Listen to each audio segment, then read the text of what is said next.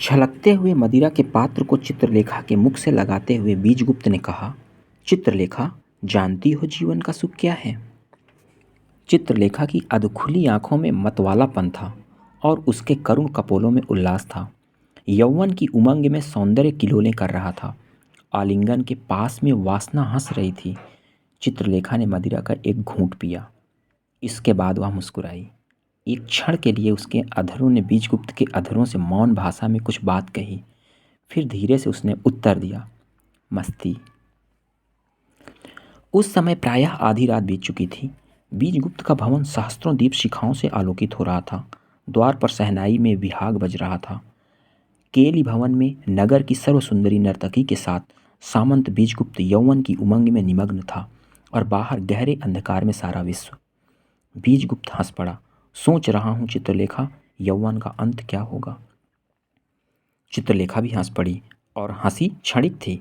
अचानक वह मीठी और उल्लास से भरी हंसी वेदना मिश्रित गंभीरता में परिणत हो गई। उसने भी शायद कभी इसी प्रश्न का उत्तर पाने की चेष्टा की थी। इस प्रश्न पर इतना भयानक था कि वह इस पर अधिक देर तक सोच न सकी। उसका सिर घूमने लगा था। इसके बाद मदिरा के पात्र में उस समय के लिए उसने उस दुखद विचार को डुबो दिया था। आज एकाएक फिर उसी प्रश्न को सुनकर वह चौंक उठी। जीवित मृत्यु? जीवित मृत्यु? नहीं, यह असंभव है। यौवन का अंत है एक अज्ञात अंधकार, और उस अज्ञात अंधकार के गर्त में क्या छिपा है वह ना तो मैं जानता हूँ और ना उसके जानने की इच्छा ही है। भूत और भविष्य दोनों ही कल्पना की चीज़ें हैं जिनसे हमको कोई प्रयोजन नहीं। वर्तमान हमारे सामने है और वह बीजगुप्त रुक गया। शायद वह आगे के शब्दों को ढूंढने लगा था। और वह उल्लास विलास है, संसार का सारा सुख है, यौवन का सार है। चित्रलेखा ने हंसते हुए वाक्य पूरा कर दिया। बीजगुप्त ने चित्रलेखा को आलिंगन पास में लेकर कहा, तुम मेरी मादकता हो। चित्रलेखा ने उत्तर दिया, और तुम मेरे उन्माद हो। चित्रलेखा वेश्या न थी, वह केवल नर्तकी थी।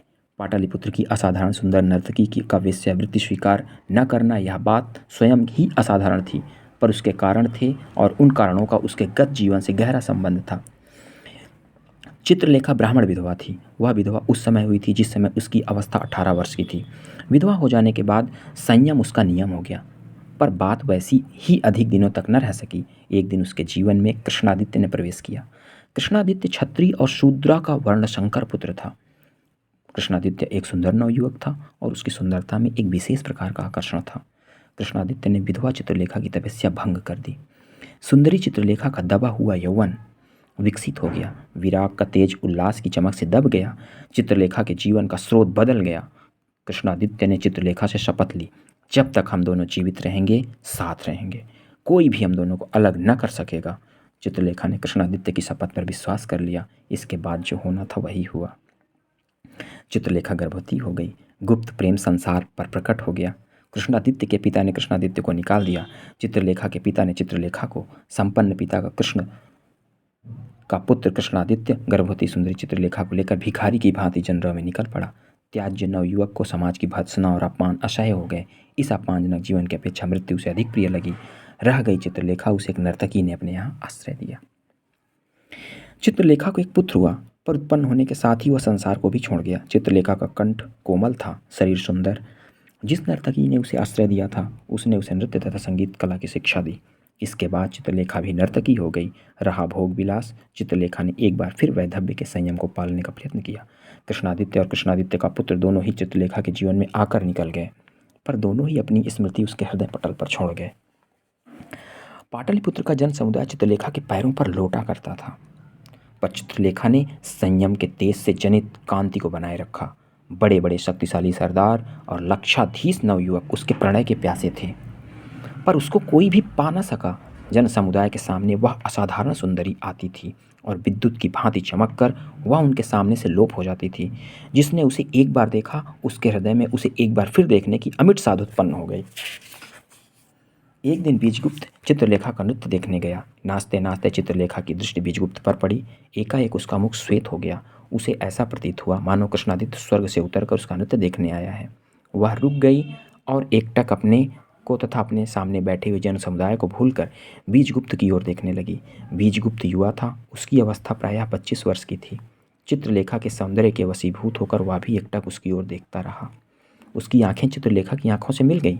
जन समुदाय की आंखें उस व्यक्ति की ओर घूम गईं जिसको चित्रलेखा देख रही थी। लोगों के मुख से निकल पड़ा, अरे यह तो बीजगुप्त है। चित्रलेखा ने भी यह सुना। उस अपनी भूल पर उसे परिताप हुआ, पर उससे अधिक क्रोध। बीजगुप्त की ओर आंखें फेर कर वह नृत्य करने लगी। नृत्य समाप्त होने के बाद बीजगुप्त चित्रलेखा के सामने गया। उसने कहा, क्या अभी आपके स्थान पर आपके दर्शन कर सकने का सौभाग्य प्राप्त कर सकूंगा? चित्रलेखा ने बीजगुप्त की ओर देखा। वह हंस पड़ी। नहीं, मैं व्यक्ति से नहीं मिलती, मैं केवल समुदाय के सामने आती हूँ। व्यक्ति का मेरे जीवन में कोई संबंध नहीं। बीजगुप्त की आशा पर तुषारापात हुआ। उसका प्रफुल्ल मुख मुरझा गया। फिर भी उसने साहस किया। व्यक्ति से ही समुदाय बनता है। समुदाय की प्यास उसके प्रत्येक व्यक्ति की प्यास है। फिर यह भेद क्यों? भेद जानना चाहोगे तो सुनो। जिससे सब समुदाय का उल्लास कहते हैं, वह समुदाय के व्यक्तियों के रुदन का संग्रह है।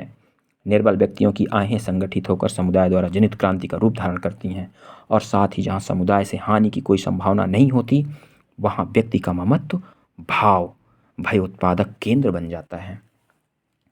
बीजगुप्त प्रेम करने गया था, दर्शन पर तर्क करने के लिए नहीं।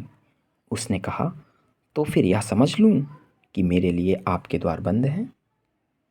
बीजगुप्त के मुख पर निराशा की हल्की सी मुस्कुराहट दौड़ गई। व्यक्तित्व जीवन में प्रधान है और व्यक्ति से ही समुदाय बनता है। जब व्यक्ति वर्जित है तो उस व्यक्ति को समुदाय का भाग बनना अपना ही अपमान करना है। इतना कहकर तीर की भांति वह वहाँ से चला गया। बीजगुप्त चला गया, पर चित्रलेखा के हृदय में वह एक प्रकार की हलचल पैदा कर गया। दिन पर दिन बीतते गए, पर चित्रलेखा ने बीजगुप्त को फिर न देखा। कृत्रिम उपेक्षा धीरे धीरे दूर होती गई। चित्रलेखा के हृदय में बीजगुप्त की स्मृति प्रबल हो उठी। नित्य की ही नृत्य भवन में बैठे हुए दर्शकों में उसकी आंखें बीजगुप्त को ढूंढती थीं, परंतु में उसे निराश होना पड़ता था। लाख दबाने की चेष्टा करने पर भी अभिलाषा प्रबल ही होती गई। एक दिन चित्रलेखा ने अपनी दासी से पूछा, इस नगर में बीजगुप्त नाम का कोई व्यक्ति रहता है? दासी ने उत्तर दिया, बीजगुप्त को कौन नहीं जानता? वह इस नगर का सबसे सुंदर तथा प्रभावशाली युवक सामंत है। चित्रलेखा ने दासी को एक पत्र दिया और उसे बीजगुप्त को दे देने को कहा। दासी ने बीजगुप्त को वह पत्र दे दिया। उसमें लिखा था, चित्रलेखा बहुत सोच विचार के बाद इस निष्कर्ष पर पहुंची हैं कि केवल एक व्यक्ति उसके जीवन में आ सकता है, और वह व्यक्ति है बीजगुप्त। पत्र पढ़ते ही बीजगुप्त के सारे शरीर में सुख का एक हल्का सा कंपन दौड़ गया। उसी दिन से इन दो प्राणियों का साथ हुआ था, फिर भी चित्रलेखा वेश्या न थी। बीजगुप्त ने हंसकर कहा, मादकता और उन्माद इन दोनों का सदा साथ रहता है और रहेगा। चित्रलेखा, हम दोनों कितने सुखी हैं। उस समय चित्रलेखा भी हंस रही थी। इसी समय शहनाई का बजना बंद हो गया। प्रहरी ने उच्च स्वर में कहा, श्रीमान द्वार पर अतिथि है, क्या आज्ञा है? बीजगुप्त ने आलिंगन पास ढीला कर दिया। चित्रलेखा उससे कुछ दूर हटकर बैठ गई। बीजगुप्त ने परिचारक से पूछा, अतिथियों को यहीं आने दो। इतना कहकर उसने मदिरा का पात्र खाली कर दिया। अर्धरात्रि के समय कौन से अतिथि आ सकते हैं? बीजगुप्त इस विषय पर सोच रहा था। उसी समय श्वेतांग के साथ रत्नांबर ने बीजगुप्त के केलिगृह में प्रवेश किया। रत्नांबर को देखकर बीजगुप्त ने उठकर अभिवादन किया और चित्रलेखा ने अपना मस्तक नीचा कर लिया। केलिगृह को एक बार अच्छी तरह से देखने के बाद रत्नांबर की आंखें चित्रलेखा पर रुक गईं। थोड़ी देर तक रुककर रत्नांबर ने कहा, नगर की सर्वसुंदरी और पवित्र नर्तकी अर्धरात्रि के समय बीजगुप्त के केलिगृह में आश्चर्य होता है। इतना कहकर रत्नांबर आसन पर बैठ गए। श्वेतांग उठ खड़ा हो ही रहा। बीजगुप्त ने रत्नांबर से पूछा, हे महाप्रभु, किस कारण दास पर कृपा करने का कष्ट किया आपने? रत्नांबर हंस पड़ा। बीजगुप्त, तुमसे सब बातें स्पष्ट रूप से कहूँगा। आज मेरे इस शिष्य ने मुझसे प्रश्न किया कि पाप क्या है। मैं इसका उत्तर देने में असमर्थ हूँ। तुम मेरी सहायता कर सकते हो? तुम मेरे शिष्य रहे हो। मैंने कभी तुमसे कोई गुरु दक्षिणा नहीं ली। पाप का पता लगाने के लिए ब्रह्मचारी की कुटी उपयुक्त स्थान नहीं है। संसार के भोग विलास में ही पाप का पता लग सकेगा। तुम्हारा भवन और तुम्हारा समाज इन चीज़ों से श्वेतांग को भिज्ञ कराना आवश्यक है। इसलिए मैं इसको तुम्हारे सामने सेवक के रूप में प्रस्तुत करता हूँ। मैं चाहता हूँ कि तुम इसे सेवक के रूप में स्वीकार करो, पर एक बात याद रखना, यह तुम्हारा गुरु भाई भी हो सकता है। महाप्रभु की आज्ञा शिरोधार्य है। बीजगुप्त ने अपना मस्तक नमा दिया। अच्छा, मैं जाता हूँ, मेरा एक काम पूरा हो गया। श्वेतांग, क्या याद रखना कि बीजगुप्त तुम्हारे प्रभु हैं और तुम इनके सेवक। इस वैभव को भोगो और फिर पाप का पता लगाने का प्रयत्न करो। अच्छा और बुरा यह तुम्हारे सामने आएगा, पर इस कसौटी पर ध्यान रखना कि अच्छी वस्तु वही है जो तुम्हारे वास्ते अच्छी होने के साथ ही दूसरों के वास्ते भी अच्छी हो। और बीजगुप्त, तुमसे केवल यही कहना कि श्वेतांग के दोषों को क्षमा करना, यह अभी अबोध है, संसार में यह अभी पदार्पण ही कर रहा है। इतना कहकर रत्नांबर केली भवन में चले गए। रत्नांबर के जाने के बाद बीजगुप्त ने श्वेतांग को बड़े गौर से देखा। तुम्हारा नाम श्वेतांग है और तुम आज से मेरे सेवक हो। इतना कहने के बाद बीजगुप्त के मुंह पर हल्की सी मुस्कुराहट दौड़ गई। चित्रलेखा की ओर संकेत करके बीजगुप्त ने कहा, जानते हो श्वेतांग यह कौन है? श्वेतांग की आंखें रात्रि के समय प्रकाश से जगमगाते हुए सुसज्जित केली भवन में चित्रलेखा के मादक सौंदर्य को देखकर चकाचौंध हो गईं। उसने कहा, नहीं, अच्छा तो सुनो, इसका नाम चित्रलेखा है। यह पाटलिपुत्र की पुत्र की सर्वसुंदरी नर्तकी होते हुए भी मेरी पत्नी के बराबर है, इसलिए यह तुम्हारी स्वामिनी भी हुई। इतना कहकर बीजगुप्त हंस पड़ा। तुम आश्चर्य में आ गए होगे, पर आश्चर्य करने की कोई बात नहीं। यहाँ रहकर तुम परिस्थितियों को अपना सकोगे। अच्छा, यह मदिरा का पात्र अपनी स्वामिनी को दे दो। इतना कहकर बीजगुप्त ने सुगंधित मदिरा से भरा हुआ स्वर्ण पात्र श्वेतांग के हाथ में दे दिया। श्वेतांग ने मदिरा का पात्र चित्रलेखा की ओर बढ़ा दिया। मदिरा का पात्र लेते हुए श्वेतांग का हाथ चित्रलेखा के हाथ से स्पर्श कर गया। इस स्पर्श से श्वेतांग का सारा गात कांप सा गया।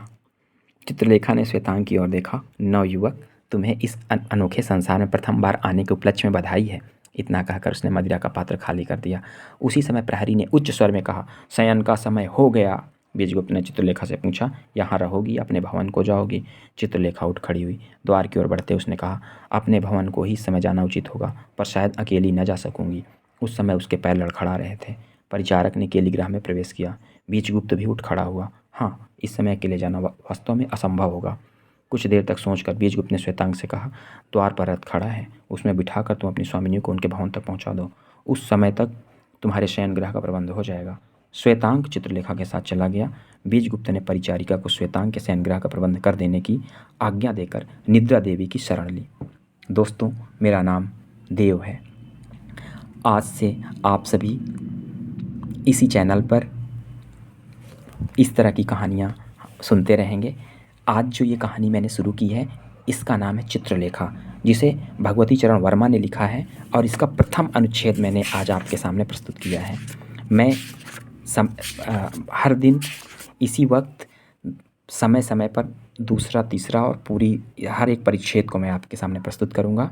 आप सभी से गुजारिश है, कृपया इस चैनल को सब्सक्राइब करें, लाइक करें, शेयर करें और अपने दोस्तों को भी सजेस्ट करें। यहाँ पर आपको हिंदी साहित्य से जुड़ी हुई तमाम शानदार कहानियाँ सुनने को मिलेंगी। धन्यवाद।